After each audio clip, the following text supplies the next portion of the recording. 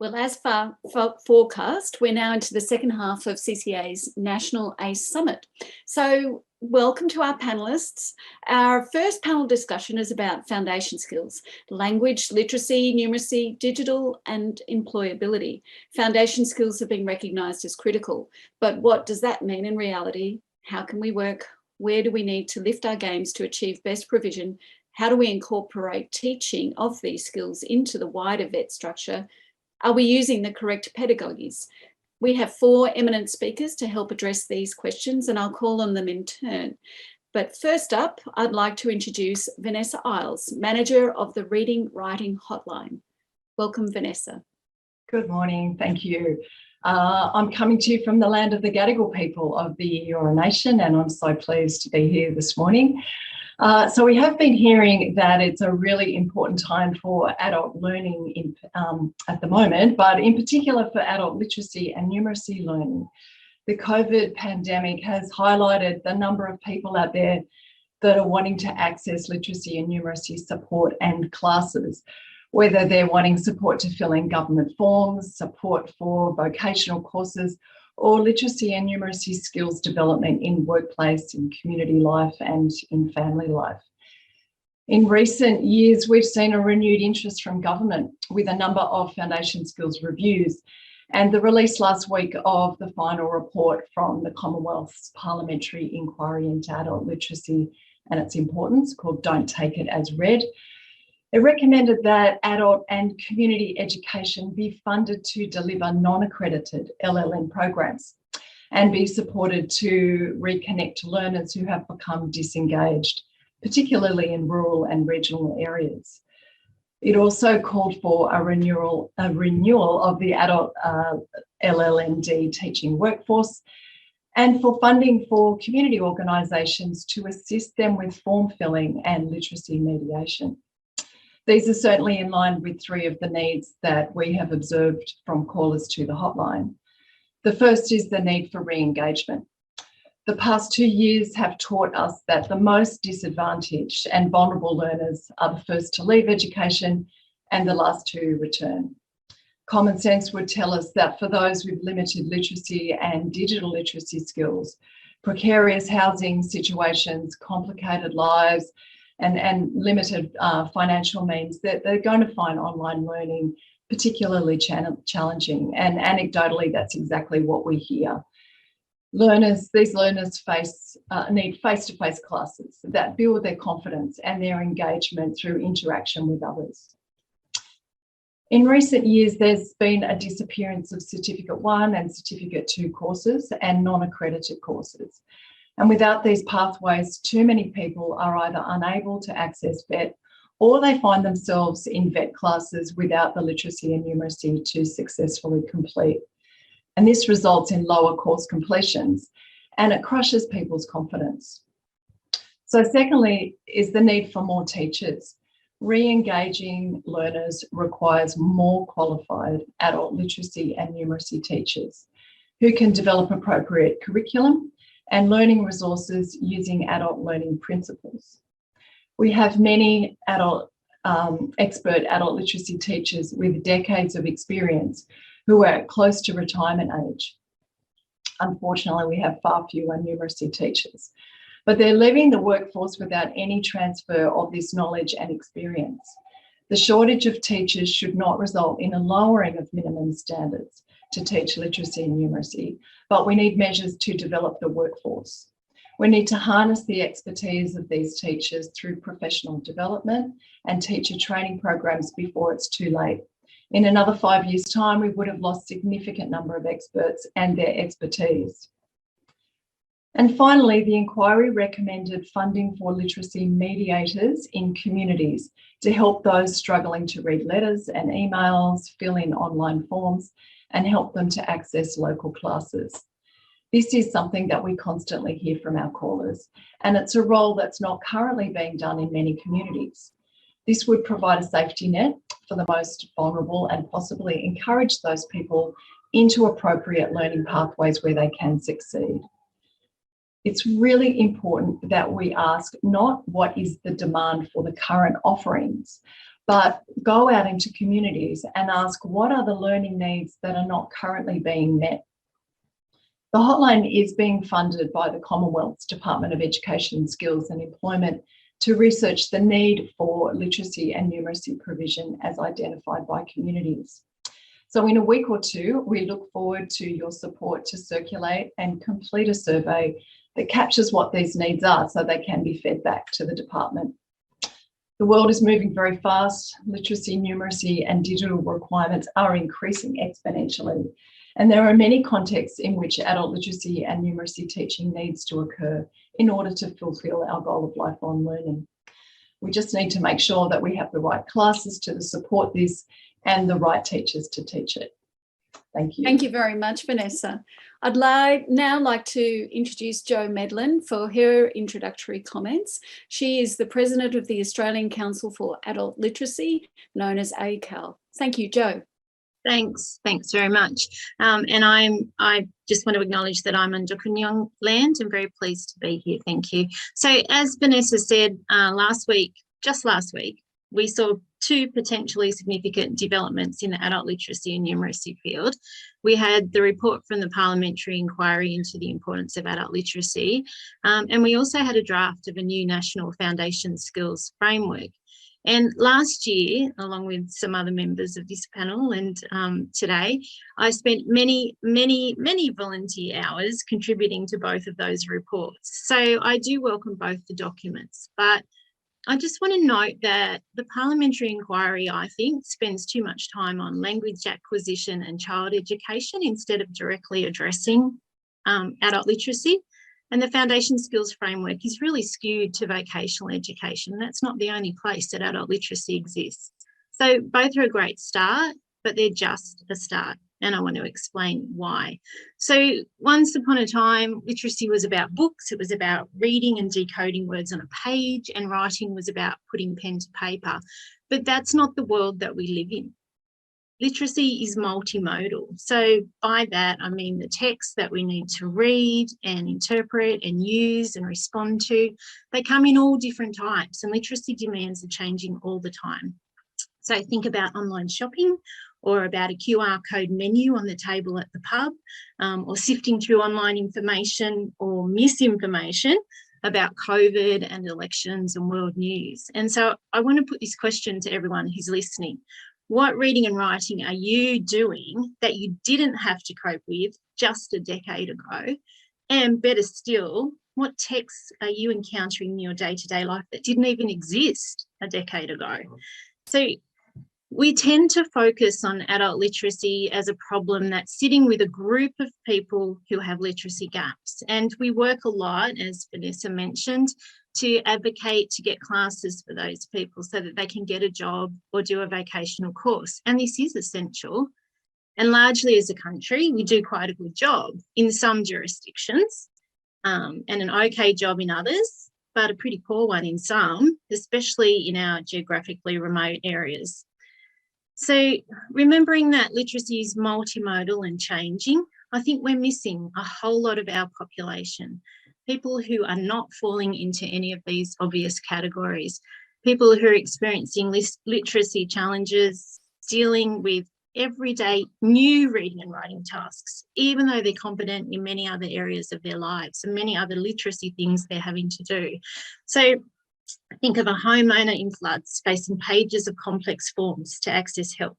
Think of an older person living on their own, trying to book an online medical appointment. Think of a parent trying to help a child with homework that is totally different to what they did at school. Think of a tradie with a new app to do quotes. Or think of a manager tasked with new reports and risk assessments to complete. Well, these are all people who have reached out to me in the last few months, and I have not always been able to tell them where to get some assistance. As a society, we are constantly challenging people with new types of texts and new literacy demands, but we don't seem to offer very much assistance. Any of us could be faced with new types of reading and writing, and if we're sophisticated learners, we might figure out how to do them ourselves. If we have a good support network, we might find someone to help. But that leaves a whole lot of people floundering. And even if there was somewhere to go for one-off assistance, would the shame in asking for it be another barrier? So I think despite the things that are happening in the field that seem quite positive, there are still two main things that we need to do. Firstly, we really need to reduce the stigma around adult literacy. And I think we could do this by talking about literacy as a changing set of skills that we all need to update as lifelong learners. And the second thing is, as well as rolling out adequate literacy classes, we need some society-wide mechanisms to get people assistance when and where they need it as they're faced by these challenges. So we might have community literacy officers or drop-in centres. I think we need to be creative. We need to find some new solutions. And I think community colleges is probably really well placed to do that. And we have to do this because literacy is a human right. And surely as a society, our goal is literacy for everyone. Thank you very much, Jo. I'd now like to welcome David Tout, Senior Research Fellow at the Australian Council for Educational Research, known as ACER. David, over to you. Thank you very much. And it's hard to follow on from Vanessa and Jo. There's so much of what Vanessa and Jo have said that I would support and endorse. So I'll try and take a couple of different tacks, and you're probably waiting for me to talk about numeracy because that's really, people who know me, that's my passion. But it seems to me that this is all, the biggest challenge I think we face is that we've had report after report after report. We can go back to the Joyce report. We can go back to the Shergold report. There was an OECD Australia report that came out in 2017, and then we've had like Jo and Vanessa were talking about with the adult literacy parliamentary inquiry, all saying the same thing, that adult literacy is really critical. And with the new acronym of LLND as well, which means we've got not just, literacy, but we've got the language aspect, we've got the numeracy aspect, and of course we've got the digital literacy aspect of, and Jo was talking about that's one of the big challenges across all of the sector really. So to me, the really critical thing is let's stop the talking and the writing reports and let's get on and actually do something. It seems to me that it's programs that fund what we know we need to do. And let's stop talking about it. Let's get on and acting. I'm very privileged. I sort of grew up in this sector through the 80s and 90s, and that was a time when I think Australia was one of the leading lights. So I think in Australia we know what needs to be done. We used to have research centres in all universities. We used to have substantial program funding across all sectors. We had support for teachers to be trained.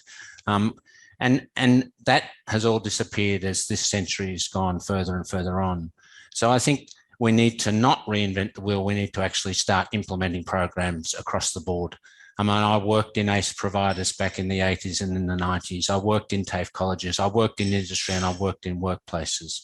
So I think it's about, let's now move forward and argue for the fact that we need provision across all sectors. And as Jo was saying, we now have a much, I think, narrower perspective on where language literacy and numeracy is critical. And I think it is across all sectors, and certainly the ACE sector plays a critical role. But we also need it for post-compulsory aged kids. We need schools to focus on making sure that their students are able to have good literacy and numeracy skills when they leave school. So there's a lot of challenges, but I think it's about time that we actually fund programs. And I think the critical thing, which again, both Vanessa and Jo have talked about, is that we need funding to upskill and renew the workforce. So I think, again, there's lots of reports about the fact that, the language and literacy and numeracy workforce hasn't had the opportunity to be upskilled. In the 80s and 90s, we developed programs like adult literacy teaching and adult numeracy teaching, and practitioners were actually paid to attend PD, and that hasn't happened for a long, long time. So it is the upskilling of the workforce. It's about the pedagogy that we use that's appropriate for teaching adults. So there are lots of challenges, but I think Australia knows what to do. And I think it's actually about governments, both state and federal, actually getting in and actually supporting the programs that we know will make a difference, so that the learners will actually be the ones that benefit. And then I won't forget numeracy, because I think, you know, everything Joe was talking about applies to numeracy as well. There's a lot of research evidence to say that in Australia in particular, numeracy is a more challenging and critical issue than is literacy. And again, there's research that indicates that numeracy can be, you know, have more impact on an individual. So I think we need to do something about numeracy. We have to name it explicitly, as we have to do for First Nations literacy programs and family literacy programs. So there's a lot of work to be done. I think we know what to do, and I think it's about time that we actually got on and did it.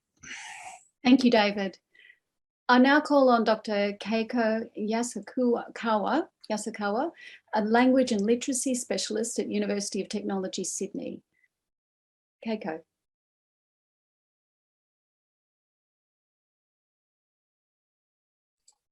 Thank you. I want to begin by acknowledging the Gadigal people of the Eora Nation, from whose ancestral land I'm joining the meeting. The land was and always will be Aboriginal land. I pay my respects to elders, past, present, and emerging. Thank you to CCA for the opportunity to speak at this very timely forum on foundation skills. In 2019, the New South Wales Adult Literacy and Numeracy Council, in partnership with UTS, hosted a conference called Critical Reimagining Adult Literacy and Numeracy for Sustainable Development, with a pre-conference policy forum called Weaving a Richer Narrative of Adult Literacy and Numeracy. I think at the time we were almost willing a policy renewal to take place. And a lot of policy activities have taken place since. There's been the Joyce Review, already mentioned, Productivity Commission Review, Parliamentary Inquiry, and then the new draft National Foundation Skills Strategy for Adults. So yes, whether it was us willing it or a moment in a very, very long policy cycle, we've seen significant policy activity since 2019. But policy for what?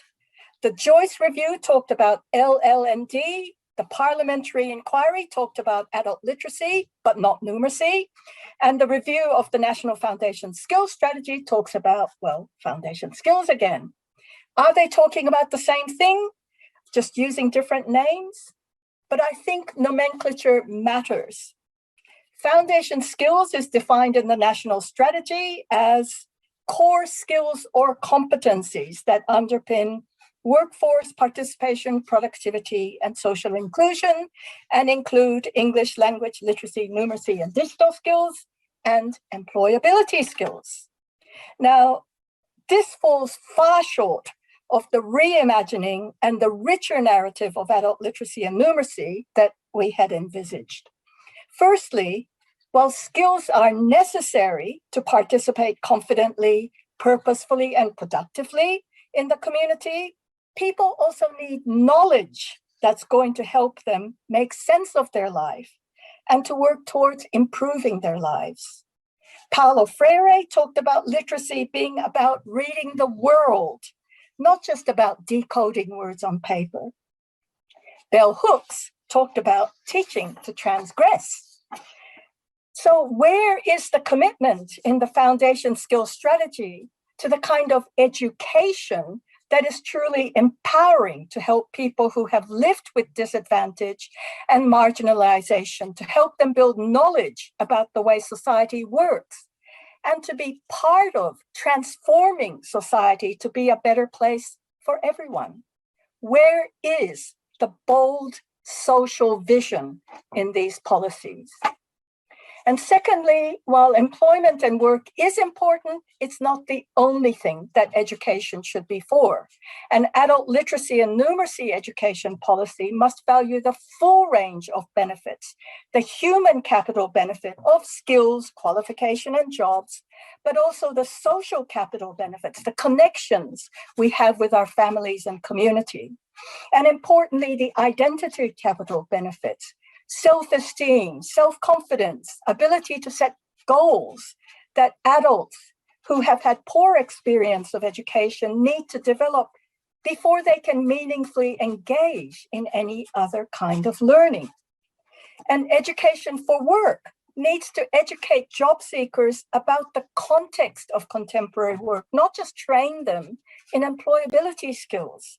They need knowledge about the rights of workers to critically assess the pros and cons of different forms of work, not just uncritically accept the popular rhetoric about the flexible work and self-employed entrepreneurships. And finally, we need a renewal of the adult literacy and numeracy workforce. With the qualification for most VET teaching downgraded to the TAE, Australia has lost many adult education programs in the higher education sector, and with that, the research capabilities to continually build knowledge that should be informing policy, programming, and pedagogy. So I think we need to continue work that has commenced, which is great, but with urgency and a bold social vision underpinning it. Thank you. Thank you very much, Dr. Yasukawa. I'm going to open with a question to you, in fact, and it's come from the floor, and I'm welcome comments from others. Perhaps just raise your hand if you have a comment to this. We've got a series of questions which we'll work through, but the audience would be interested to hear strategies and tactics that work to reduce the shame and stigma of adults, especially native speakers with lower literacy levels, because that would play both into its attractiveness as a teacher and a career option, as well as people taking up learning opportunities. Doctor? Well, I think if we can stop talking about literacy and numeracy as the problem for concerns about economic growth and productivity in the country. I mean, there are two problems with that. One is, blaming literacy and numeracy needs of adult learners as the economic problem, and, forgetting that Australia's economy rests on and I'm not, saying we should continue this, but the poorly paid work of a lot of workers who may have poor English literacy and numeracy skills.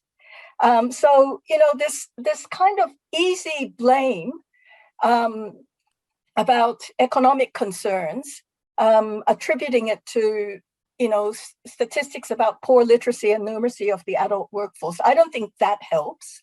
And I think talking about literacy and numeracy only in terms of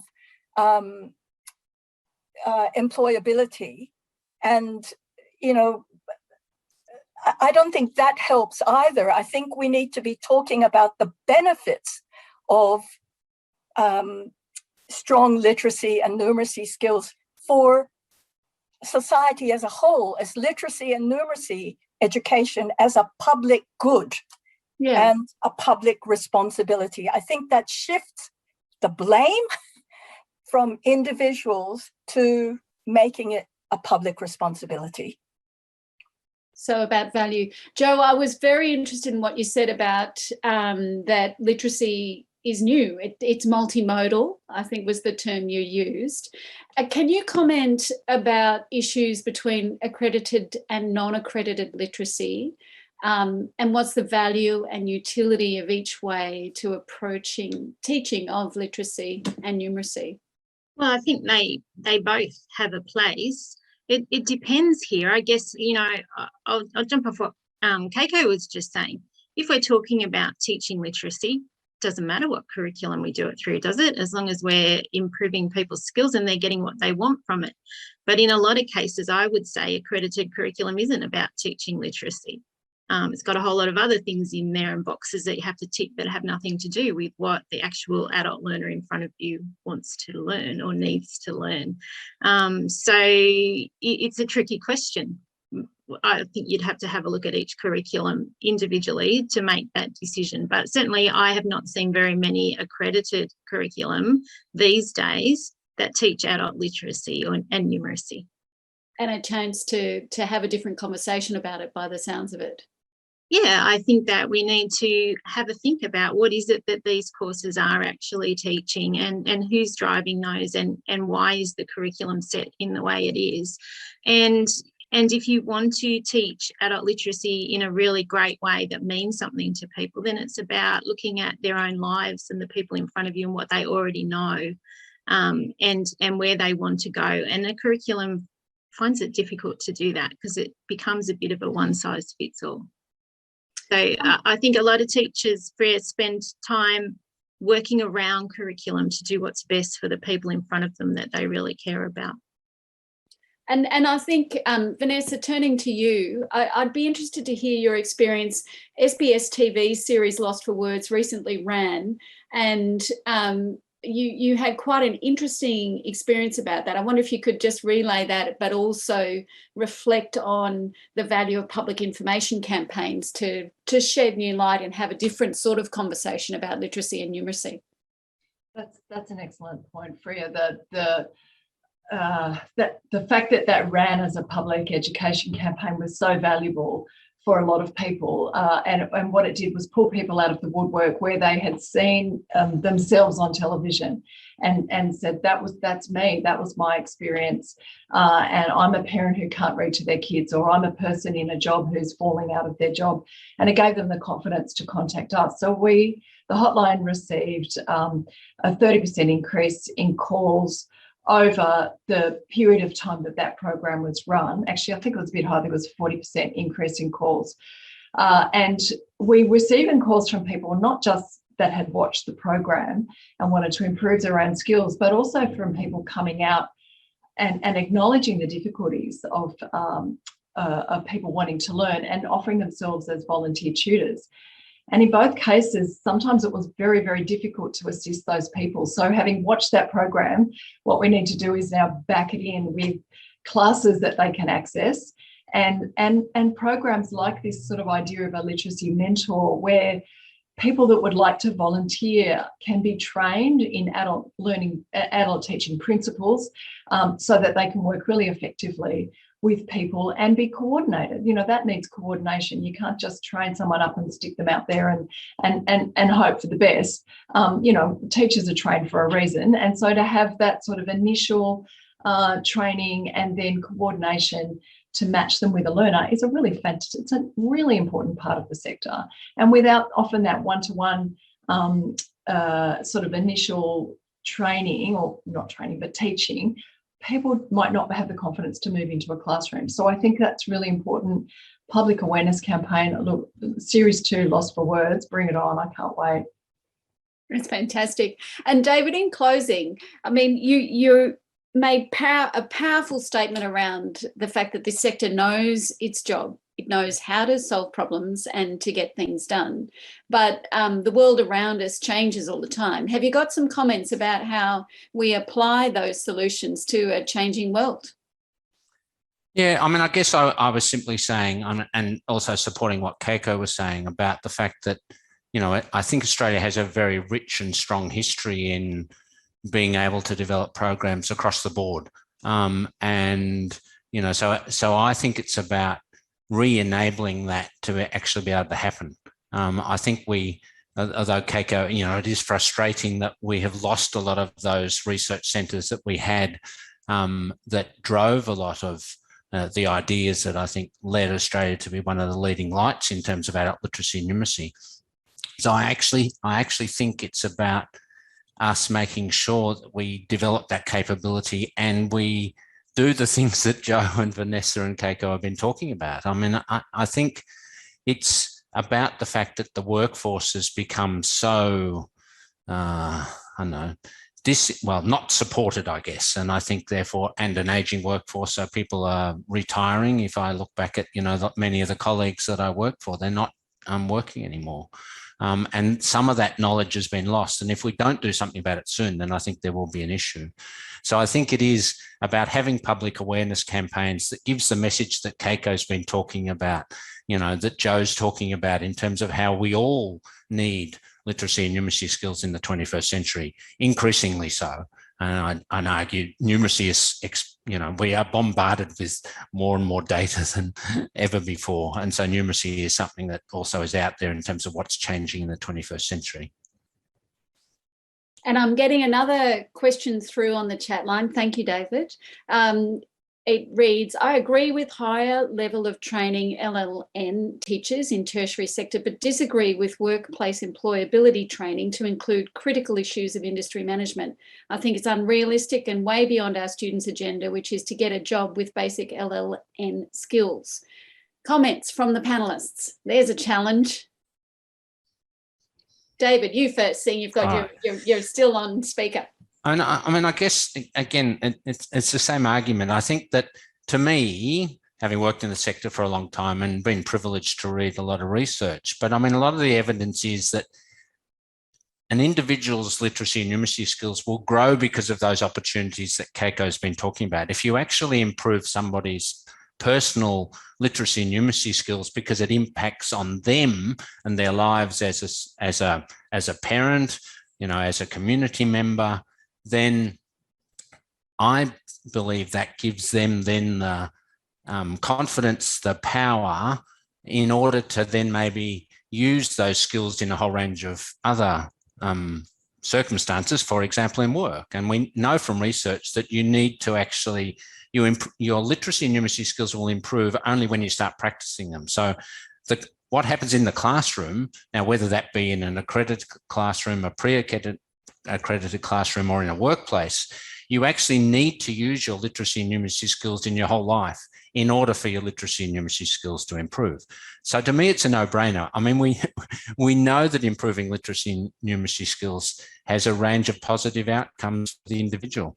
And going back to that question, therefore, I believe by improving literacy and numeracy skills, it is possible within workplaces that people can, if you like, learn on the job, and that will include improving their literacy and numeracy skills to cope with the demands of what's happening in workplaces. Fantastic. Any closing comments from our panelists? I can see Joe leaning in. Yeah, well, I just wanted to say I disagree actually with the person who posted that comment. I think that if you're going to teach literacy, then you have to teach some critical thinking. And the first thing that you would say is don't believe everything you read and don't believe everything you're told. And if we're not doing that in our classrooms, what on earth are we doing? We're bombarded by information from around the world, and we have to be able to sift through what's real and what's not, and the same in our workplace. So I think as part of a literacy teacher, critical literacy and critical thinking is definitely a skill that you should be including. Vanessa. I'd just like, again, to talk about the importance of teachers. We need more of them. We need more to join us. That we've got a huge job ahead of us to assist us out of COVID and into recovery. And I just can't speak highly enough of the dedicated team of teachers that I work with, and I just know we need more of them. Keiko? Yeah, just going back to the question. I just think as teachers, if we're teaching job seekers, we have a responsibility to teach our learners about their rights in the workplace. I think it's about safety in the workplace, and I think we'd be very negligent not to be doing that. Thank you very much. What a nourishing 45 minutes or so. Thank you all. And that draws us to the end of our panel discussion today. Prior to our next keynote speaker, we've got a 5-minute video, but before I move to that, I'd like to thank Vanessa Iles, Manager of the Reading Writing Hotline, Joe Medlin, President of the Australian Council for Adult Literacy, ACAL, David Tout, Senior Research Fellow at the Australian Council for Educational Research, ACER, and Dr. Keiko Yasukawa, a Language and Literacy Specialist at the University of Technology, Sydney. Thank you, my panellists today.